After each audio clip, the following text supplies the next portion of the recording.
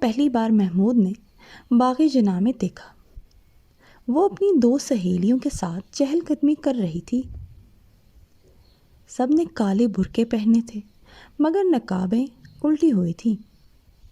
محمود سوچنے لگا، یہ کس قسم کا پردہ ہے کہ برقع اوڑھا ہوا ہے مگر چہرہ ننگا ہے؟ آخر اس پردے کا مطلب کیا؟ محمود جمیلہ کے حسن سے بہت متاثر ہوا۔ وہ اپنی سہیلیوں کے ساتھ ہنستی کھیلتی جا رہی تھی۔ محمود اس کے پیچھے چلنے لگا۔ اس کو اس بات کا قطعاً ہوش نہیں تھا کہ وہ ایک غیر اخلاقی حرکت کا مرتکب ہو رہا ہے۔ اس نے سینکڑوں مرتبہ جمیلہ کو گھور گھور کے دیکھا۔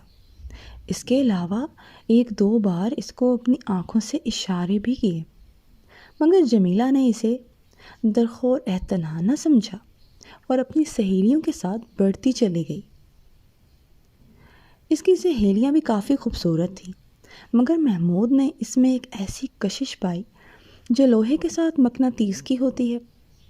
وہ اس کے ساتھ چمٹ کر رہ گیا۔ ایک جگہ اس نے جرأت سے کام لیا اور جمیلہ سے کہا، حضور اپنا نقاب تو سنبھالیے، ہوا میں اڑ رہا ہے۔ جمیلہ نے یہ سن کر شور مچانا شروع کر دیا۔ اس پر پولیس کے 2 سپاہی جو اس وقت باغ میں ڈیوٹی پر تھے دوڑے آئے اور جمیلہ سے پوچھا، بہن کیا بات ہے؟ جمیلہ نے محمود کی طرف دیکھا جو سہما کھڑا تھا اور کہا، یہ لڑکا مجھ سے چھیڑخانی کر رہا ہے۔ جب سے میں اس باغ میں داخل ہوئی ہوں یہ میرا پیچھا کر رہا ہے۔ سپاہیوں نے محمود کا سرسری جائزہ لیا اور اس کو گرفتار کر کے حوالات میں داخل کر دیا، لیکن اس کی ضمانت ہو گئی۔ اب مقدمہ شروع ہوا۔ اس کی رویداد میں جانے کی ضرورت نہیں، اس لیے کہ یہ تفصیل طلب ہے۔ قصہ مختصر یہ ہے کہ محمود کا جرم ثابت ہو گیا اور اسے 2 ماہ قید بامشقت مل گئی۔ اس کے والدین نادار تھے، اس لیے وہ سیشن کی عدالت میں اپیل نہ کر سکے۔ محمود سخت پریشان تھا کہ آخر اس کا قصور کیا ہے۔ اس کو اگر ایک لڑکی پسند آ گئی تھی اور اس نے اس سے چند باتیں کرنا چاہی تو کیا یہ جرم ہے جس کی پاداش میں وہ 2 ماہ قید بامشقت بھگت رہا ہے؟ جیل خانے میں وہ کئی مرتبہ بچوں کی طرح رویا۔ اس کو مصوری کا شوق تھا لیکن اس سے وہاں چکی پسوائی جاتی تھی۔ ابھی اسے جیل خانے میں آئے 20 روز ہی ہوئے تھے کہ اسے بتایا گیا کہ اس کی ملاقات آئی ہے۔ محمود نے سوچا کہ یہ ملاقاتی کون ہے؟ اس کے والد تو اس سے سخت ناراض ہیں اور والدہ اپاہج تھی اور کوئی رشتہ دار بھی نہیں ہے۔ سپاہی اسے دروازے کے پاس لے گیا جو آہنی سلاخوں کا بنا ہوا تھا۔ ان سلاخوں کے پیچھے اس نے دیکھا کہ جمیلہ کھڑی ہے۔ وہ بہت حیرت زدہ ہوا۔ اس نے سمجھا کہ شاید کسی اور کو دیکھنے آئی ہوگی مگر جمیلہ نے سلاخوں کے پاس آ کر اس سے کہا، میں آپ سے ملنے آئی ہوں۔ محمود کی حیرت میں اور بھی اضافہ ہو گیا۔ مجھ سے؟ جی ہاں، میں معافی مانگنے آئی ہوں کہ میں نے جلد بازی کی جس کی وجہ سے آپ کو یہاں آنا پڑا۔ محمود مسکرایا، ہائے اس سود پشیمان کا پشیماں ہونا۔ جمیلہ نے کہا، یہ غالب ہے؟ جی ہاں، غالب کے سوا اور کون ہو سکتا ہے جو انسان کے جذبات کی ترجمانی کر سکے؟ میں نے آپ کو معاف کیا لیکن میں یہاں آپ کی کوئی خدمت نہیں کر سکتا، اس لیے کہ یہ میرا گھر نہیں ہے، سرکار کا ہے۔ اس کے لیے میں معافی کا خواستگار ہوں۔ جمیلہ کی آنکھوں میں آنسو آ گئے۔ میں آپ کی خادمہ ہوں۔ چند منٹ ان کے درمیان اور باتیں ہوئیں جو محبت کے عہد و پیمان تھیں۔ جمیلہ نے اس کو صابن کی ایک ٹکیا دی، مٹھائی بھی پیش کی۔ اس کے بعد وہ ہر 15 دن کے بعد محمود سے ملاقات کے لیے آتی رہی۔ اس دوران میں ان دونوں کی محبت استوار ہو گئی۔ جمیلہ نے محمود کو ایک روز بتایا، مجھے موسیقی سیکھنے کا شوق ہے، آج کل میں خان صاحب سلام علی خان سے سبق لے رہی ہوں۔ محمود نے اس سے کہا، مجھے مصوری کا شوق ہے، مجھے یہاں جیل خانے میں اور کوئی تکلیف نہیں، مشقت سے بھی میں گھبراتا نہیں، لیکن میری طبیعت جس فن کی طرف مائل ہے اس کی تسکین نہیں ہوتی۔ یہاں کوئی رنگ ہے نہ روغن ہے، کوئی کاغذ ہے نہ پینسل ہے، بس چکی پیستے رہو۔ جمیلہ کی آنکھوں میں پھر آنسو آ گئے۔ بس اب تھوڑے ہی دن باقی رہ گئے ہیں، آپ باہر آئیں تو سب کچھ ہو جائے گا۔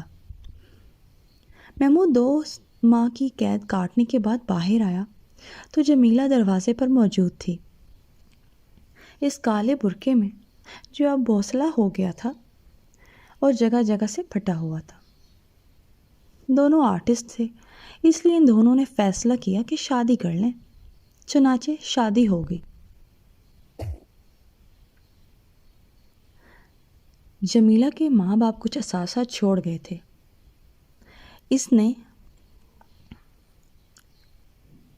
ان دونوں نے اس سے ایک چھوٹا سا مکان بنایا اور پرمسرت زندگی بسر کرنے لگے۔ محمود ایک آرٹ اسٹوڈیو میں جانے لگا تاکہ اپنی مصوری کا شوق پورا کرے۔ جمیلہ خان صاحب سلام علی خان سے پھر تعلیم حاصل کرنے لگی۔ 1 برس تک وہ دونوں تعلیم حاصل کرتے رہے۔ محمود مصوری سیکھتا رہا اور جمیلہ موسیقی۔ اس کے بعد سارا اثاثہ ختم ہو گیا اور نوبت فاقوں پر آ گئی، لیکن دونوں آرٹ شدائی تھے۔ وہ سمجھتے تھے فاقے کرنے والے ہی صحیح طور پر اپنے آرٹ کی معراج تک پہنچ سکتے ہیں، اس لیے وہ اپنی اس مفلسی کے زمانے میں بھی بہت خوش تھے۔ ایک دن جمیلہ نے اپنے شوہر کو یہ مسردہ سنایا کہ اسے ایک امیر گھرانے سے موسیقی سکھانے کی ٹیوشن مل رہی ہے۔ محمود نے یہ سن کر اس سے کہا، نہیں، ٹیوشن ویشن بکواس ہے، ہم لوگ آرٹسٹ ہیں۔ اس کی بیوی نے بڑے پیار سے کہا، لیکن میری جان، گزارا کیسے ہوگا؟ محمود نے اپنے بوسر سے نکلے ہوئے کوٹ کا کالر بڑے امیرانہ انداز میں درست کرتے ہوئے جواب دیا، آرٹسٹ لوگوں کو ان فضول باتوں کا خیال نہیں رکھنا چاہیے، ہم آرٹ کے لیے زندہ رہتے ہیں، آرٹ ہمارے لیے زندہ نہیں رہتا۔ جمیلہ یہ سن کر بہت خوش ہوئی، لیکن میری جان، آپ مصوری سیکھ رہے ہیں، آپ کو ہر مہینے فیس ادا کرنی پڑتی ہے، اس کا بندوبست بھی تو کچھ ہونا چاہیے، پھر کھانا پینا اس کا خرچ علیحدہ ہے۔ میں نے فی الحال مصوری کی تعلیم لینا چھوڑ دی ہے، جب حالات موافق ہوں گے تو دیکھا جائے گا۔ دوسرے دن جمیلہ گھر آئی تو اس کے پرس میں 15 روپے تھے، جو اس نے اپنے خاوند کے حوالے کر دیے اور کہا، میں نے آج سے ٹیوشن شروع کر دی ہے، یہ 15 روپے مجھے پیشگی ملی ہے، آپ مصوری کا فن سیکھنے کا کام جاری رکھیں۔ محمود کے مردانہ جذبات کو بڑی ٹھیس لگی۔ میں نہیں چاہتا کہ تم ملازمت کرو، ملازمت مجھے کرنا چاہیے۔ جمیلہ نے خاص انداز میں کہا، ہائے، میں آپ کی غیر ہوں، میں نے اگر کہیں تھوڑی دیر کے لیے ملازمت کر لی ہے تو اس میں حرج ہی کیا ہے؟ بہت اچھے لوگ ہیں، جس لڑکی کو میں موسیقی کی تعلیم دیتی ہوں بہت پیاری اور ذہین ہے۔ یہ سن کر محمود خاموش ہو گیا اور اس نے مزید گفتگو نہ کی۔ دوسرے ہفتے کے بعد وہ 25 روپے لے کر آیا اور اپنی بیوی سے کہا، میں نے آج اپنی ایک تصویر بیچی ہے، خریدار نے اسے بہت پسند کیا، لیکن خسیس تھا، صرف 25 روپے دیے، اب امید ہے کہ میری تصویروں کے لیے مارکیٹ چل نکلے گی۔ جمیلہ مسکرائی، تو پھر کافی امیر آدمی ہو جائیں گے۔ محمود نے اس سے کہا، جب میری تصویریں بکنا شروع ہو جائیں گی تو میں تمہیں ٹیوشن نہیں کرنے دوں گا۔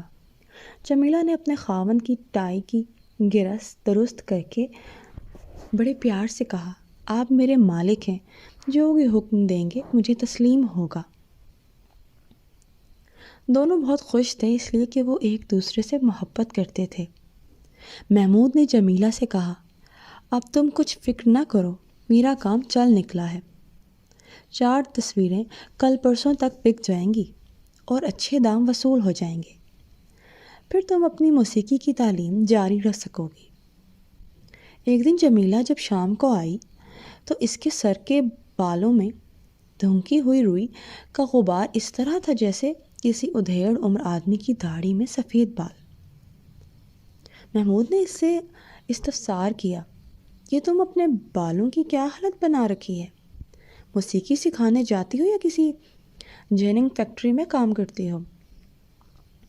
جمیلہ نے، جو محمود کی نئی رضائی کی پرانی روئی کو دھنک رہی تھی، مسکرا کر کہا، ہم آرٹسٹ لوگ ہیں، ہمیں کسی بات کا ہوش نہیں رہتا۔